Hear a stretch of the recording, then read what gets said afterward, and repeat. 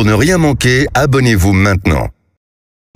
Il est 7h43. Situation exceptionnelle autour, évidemment, de la réforme des retraites et donc des invités exceptionnels tout au long de cette semaine sur Sud Radio. Hier, nous avions 2 invités politiques. Ce matin encore, Olivier Dussopt sera à ce micro tout à l'heure à 8h15. Là, c'est François Ruffin, député de la France Insoumise. Bonjour François Ruffin. Bonjour.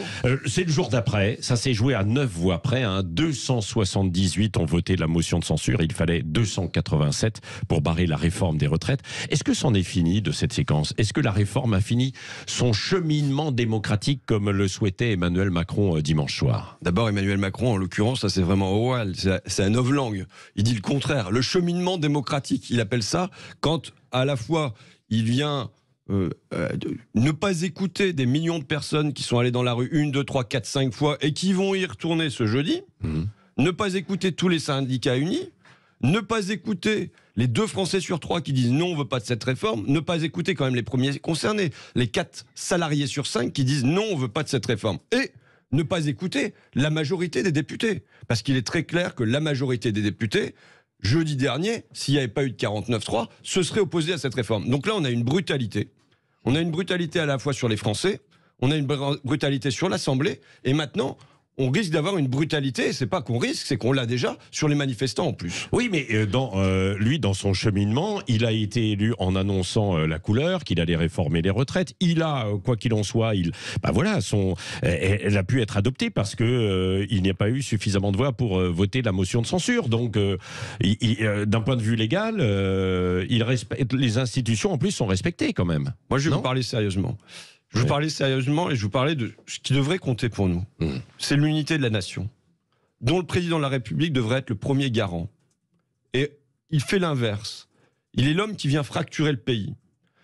Il hérite, après son élection, d'un pays qui est divisé en 3 blocs. Il y a un bloc libéral, il y a un bloc d'extrême droite et il y a un bloc de gauche. C'est comme ça. Qu'est-ce que doit faire un président de la République quand il hérite de ça? Il doit tout faire pour réparer les fractures.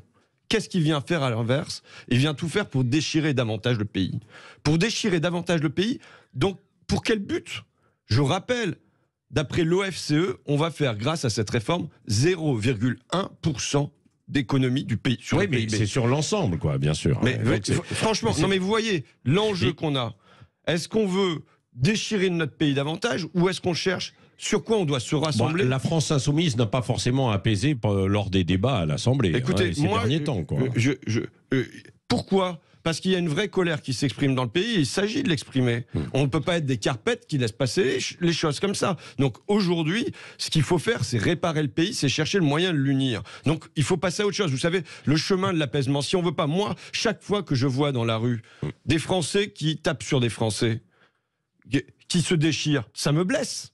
Si on veut en finir avec ça, il y a une chose simple à faire pour retrouver l'apaisement dans le pays. Ouais. C'est simple. Allez demander aux manifestants qu'est-ce qu'il faut faire. On retire cette réforme. Selon vous, François Ruffin, qu'est-ce qu'il faut faire? Et qu'est-ce que Emmanuel Macron devrait annoncer demain, puisqu'il va s'exprimer demain lors d'une interview? Si j'étais à sa place, j'annoncerais le retrait de cette réforme pour garantir l'unité de la nation, pour qu'on ne vive pas des semaines de déchirement et pour que on affronte l'essentiel. Le GIEC rend un rapport et nous annonce qu'il va y avoir une hausse sur 10 ans, si on continue comme ça, de 1,5 degré. Ouais.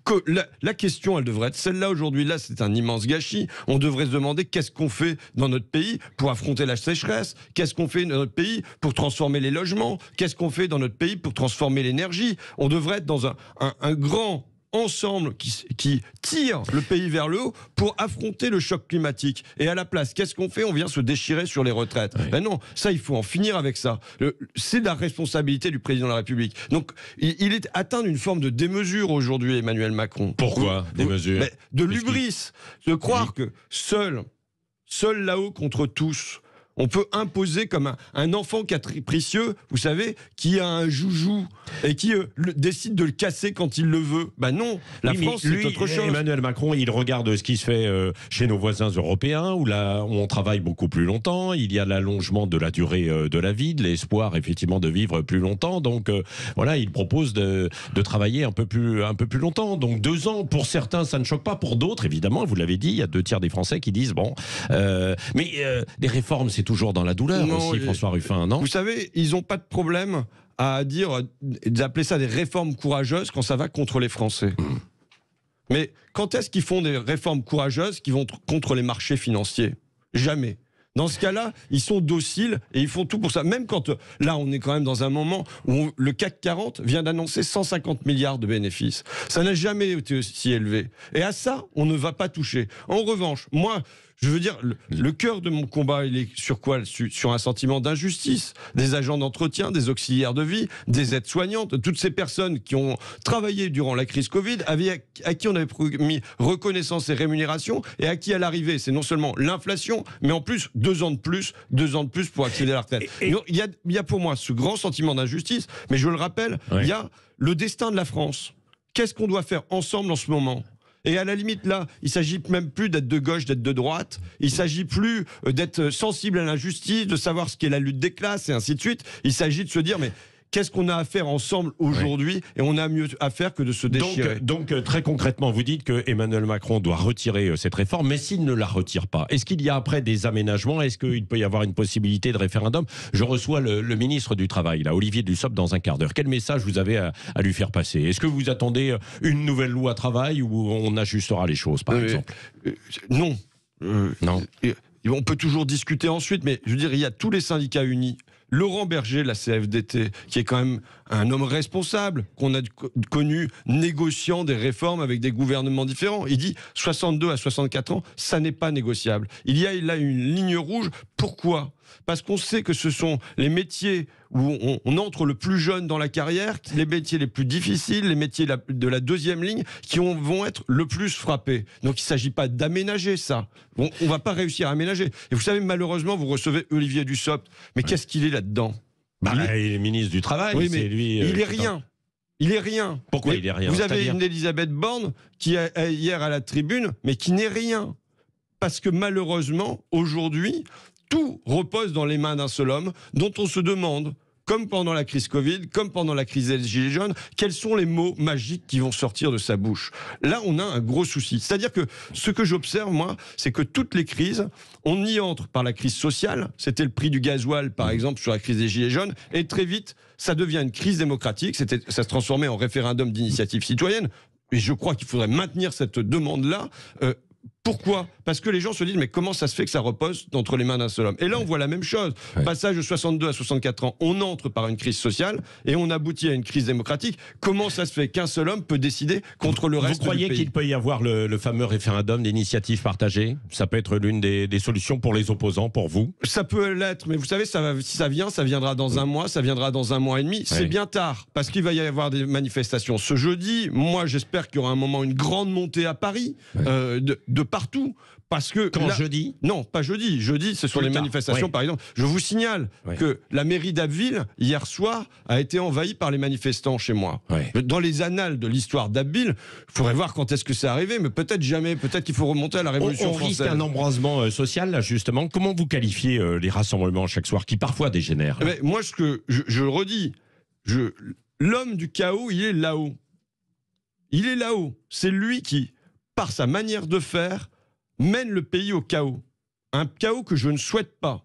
Mais maintenant, c'est lui qui a les clés de l'apaisement. Et il doit tout faire pour l'apaisement, et c'est pas du tout ce qu'on voit de jour en jour. On voit des espèces de provocations, au contraire. Il y a des provocations aussi de certains manifestants, là. Je dis que on ne devrait pas en être là. Aujourd'hui, on devrait en être à travailler, à se rassembler, à réunir le pays, et c'est tout l'inverse qui se produit. Et tout le monde sait, tout le monde sait chez les dirigeants syndicaux, tout le monde sait chez les dirigeants politiques aujourd'hui que la responsabilité de ça, de cette situation, de ce blocage, on a un extrémiste à l'Élysée. Bon, voilà, vous avez des mots forts. Oui, mais c'est la situation qui est forte aujourd'hui. François Ruffin, donc là, vous avez lancé un appel pour une marche sur Paris, c'est ça que je comprenne bien? Je lance pas un appel, je dis que on a essayé beaucoup de choses. Vous voyez, jeudi, à nouveau, à Amiens, il y aura un blocage de la zone industrielle, il y aura des manifestations. Vous savez, c'est même les artisans et les commerçants qui bloquent des ronds-points.